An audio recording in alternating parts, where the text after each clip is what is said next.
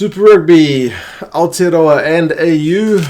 The most recent games, which was round 5 of Aotearoa and round 2 of Australia.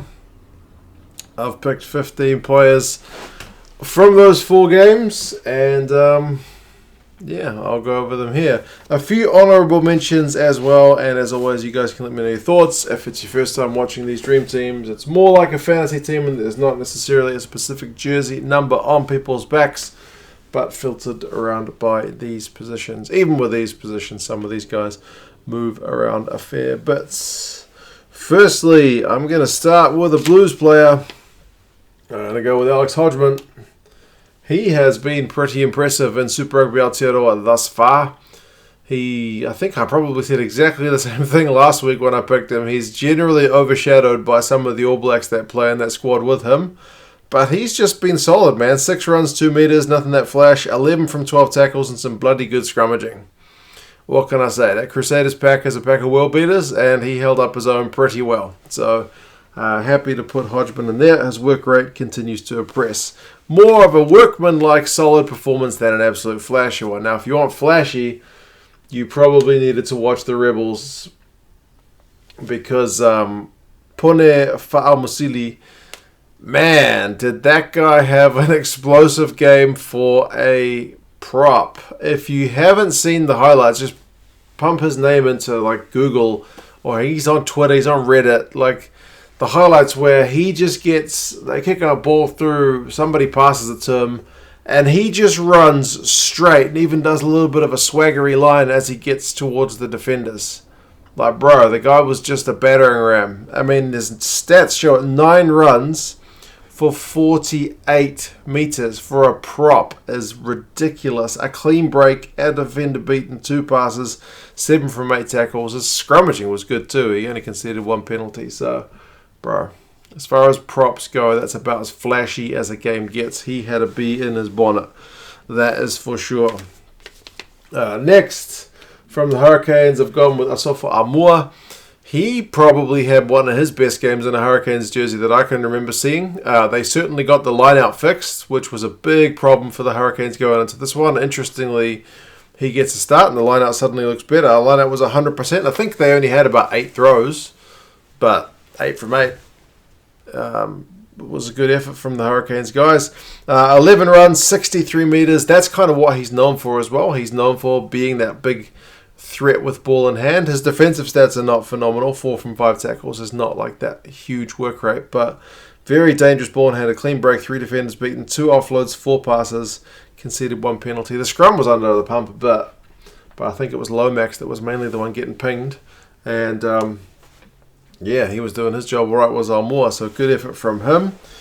For the second row, which was a bit harder to pick, I got with Salakai Loto from the Reds. He was my clear, obvious first choice. 16 runs, 29 metres. He does throw his body around, but it's always quite interesting seeing the guys who are kind of loose forwards come locks compared to out-and-out locks. Like, he's got good stats always for his ball and hand stuff, because it's like he is a second rower, not by choice, but maybe by necessity in this week. A clean break, 3 defenders beaten, an offload, 3 passes, 11 from 11 tackles. Bro, the guy just did everything. He had 5 line-out wins and a line-out steal. I think 5 line-out wins is the most anybody had this week. I think he's most equal with, maybe Dunshea or someone like that. But, good effort from him. And the other guy I've gone with, and admittedly he was my last spot to fill, I went with Sam Whitelock from the Crusaders.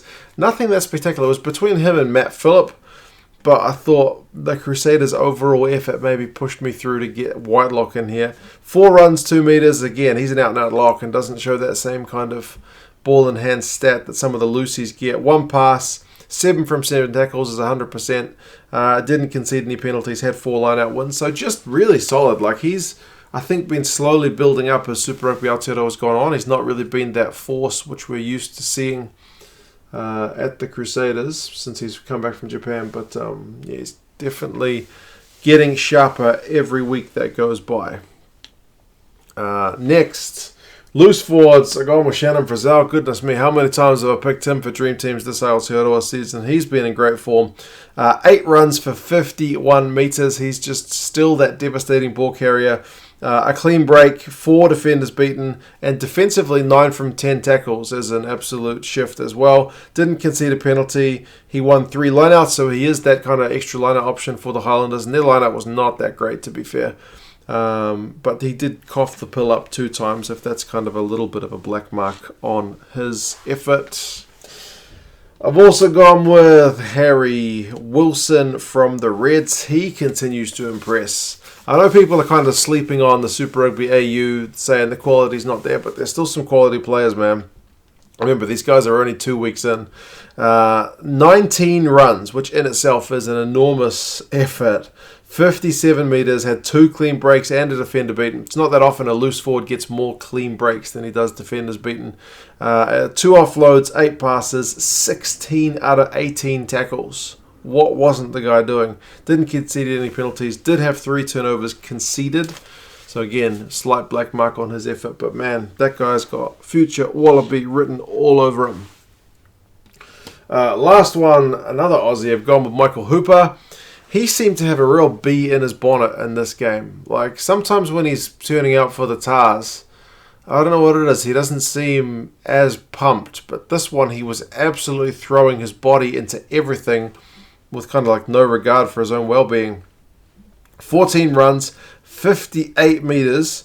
When I looked after the game last night, it said he had no defenders beaten. And it was like, that's an incredible effort if you didn't beat any defenders. It's since changed, which happens sometimes with the stats as they go through them. 3 defenders beaten and 1 offload. He also had 8 passes, 15 out of 16 tackles, made 2 turnovers, which I believe is equal top this week. Nobody got more than 2 turnovers, so he did that. He didn't concede a penalty. He did have 1 turnover conceded, but man, kind of back to form effort from old Michael Hooper. Maybe not being captain did take a bit of pressure off him there. Number 9, I have gone with TJ Perenara from the Hurricanes. He had a pretty good effort. 1 try.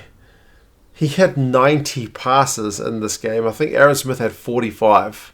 And I think TJ kind of switched to 10 at some point, which is what I mean about, the positions are only as good as whatever they start as. But yeah, 90 passes is a lot. Like, not many scrum halves get that many. And he did it, but it shows you how much ball the Canes had. 14 runs, 33 metres, is dangerous. 3 clean breaks, 2 defenders beaten, 4 offloads. Tackling wasn't his best effort, 2 from 4. And he did have a turnover conceded. He did win 2 turnovers, though, and he scored a phenomenal try where he kind of dummied Aaron Smith and made him look a bit silly. So in the battle of the 2 All Black Nines, you'd probably say Perenara won that one, even though Smith was actually pretty good in his own right in a pack which was often going backwards. If you put Perenara behind Smith's pack and you give them a role reversal, it would have been interesting to see how that game went. Number 10 has to go to Richie Mo'unga. Not his perfect game by any means. Like, he kicked 1 penalty dead, which was probably a pretty straightforward one for him most of the time, although he was trying to chew off a bit of extra meterage. He had a try assist, which was his passing was just silky. He didn't have to make that many of them. Like, I think, was it 14 passes? 13 passes the whole game. So, but when he makes them, they mean something. 2 conversions and 4 penalty goals. So he has 16 out of the 26 points. Remember, he was kind of key in both the tries that they set up. 12 runs, 62 metres is a phenomenal return. Just remember that bloody kickoff he did. Just after the Crusaders have conceded points, he gets them right back on the front foot, kind of taking the bull by the horns. He had a clean break and 8 defenders beaten. Also an offload. 4 out of 7 tackles is not great, if you're looking for black marks, but 2 turnovers conceded, and overall, definitely. If you're looking at the battle like between TJ and Aaron, if you look in the battle, they're playing in different positions, but Bodie and Mo'unga, it's Mo'unga's this week. Maybe put Bodie in that Crusaders pack, we'll see. I don't know, because I think the Blues pack actually played pretty well. Midfielders, Nani Laumape. I swear to God, I'm not just like a massive Nani Laumape fan. I seem to be picking him every other week. But just look at his numbers, man. 20 runs. But again, part of this is that it's had that much ball. 88 run meters. 4 clean breaks in a match is huge. 9 defenders beaten in a match is huge. He had an offload. He had 5 passes. He did have 1 try chalked off. 3 from 3 tackles is kind of back to Laumapi of old when you've got 13 defenders beaten in clean breaks combined and only 3 tackles. That's kind of what we're used to seeing from him. So maybe he'll pick up the defensive effort next week, or it's just maybe the Highlanders didn't have enough ball coming down his channel. Some of the midfielders and the Highlanders didn't touch the ball that much. He did have 1 turnover conceded, but no penalties conceded. So overall, very good effort from the big man. A Melbourne Rebels player, I've gone with Billy Meeks. He scored a try. It was a beautiful little intercept, which in the scheme of things ended up being pretty important. 12 runs, 66 metres. He had 2 clean breaks, 2 defenders beaten, 8 passes. So just solid all-round game, man. 8 from 10 tackles is... You wouldn't want any less. It's good. Obviously, you want more, but it's still pretty respectable. 2 turnovers conceded, I guess, is a wee bit of a black mark. No penalties conceded. He just kind of gets there and does it. He doesn't get that much of the fanfare, Billy Meeks, but he is pretty consistent generally. Outside backs, I've gone with George Bridge from the Crusaders. Not a perfect effort from him. He coughed up the pill a couple of times, but he had a try assist, which is, again, a bit of a thing of beauty. He had 9 runs for 49 metres. He had a clean break, 3 defenders beaten, 5 from 6 tackles. Only the 1 pass, 1 try assist. That's a pretty good return.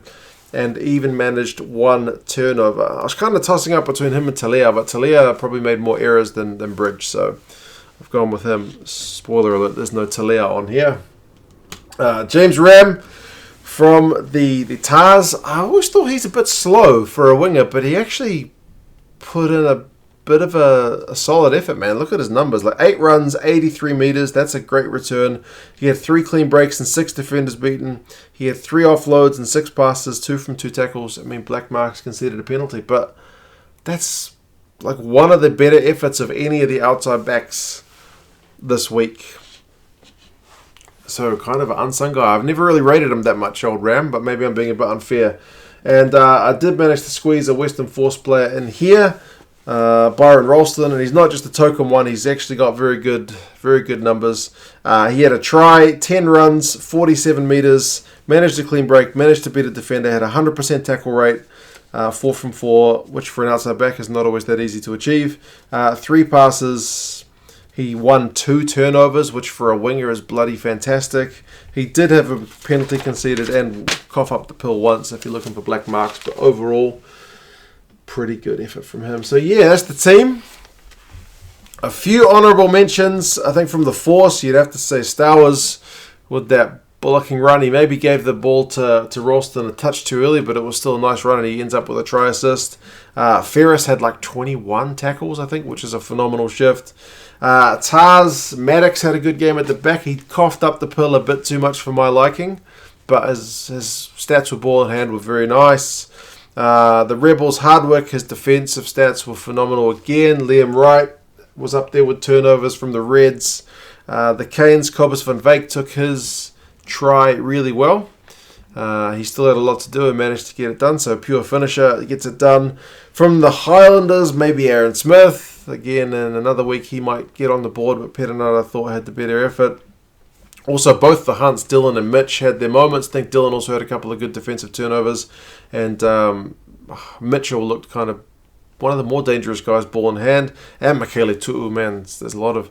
The Highlanders have been getting a lot of stick about being an only Aaron Smith team, but a lot of other guys have been putting in good efforts as well, even if the record doesn't show it. For the Blues, both the Ioane brothers I thought looked all right. You might argue that maybe you could have had... not Akira, or even Akira, but Rico in the midfield. Overall, I looked at his numbers and they weren't that great. I know he scored the try, but still. Satutsu had that one big moment, but he took a bit of a leg injury. I don't think he was quite up to the same effort after that. I think he was just slightly off the pace. For the Satyrs, man, the list is long. Christie, Douglas, Sanders, they all had heaps of tackles. Will Bloody Jordan comes off the bench and scores a try. Cody Taylor seems to be everywhere. So yeah, the list goes on. But anyway, guys, that's the team for this week. You guys let me know your thoughts. Who would you have in? Who would you have out? Reasons. And yeah, I'll talk to you guys again soon. See you later.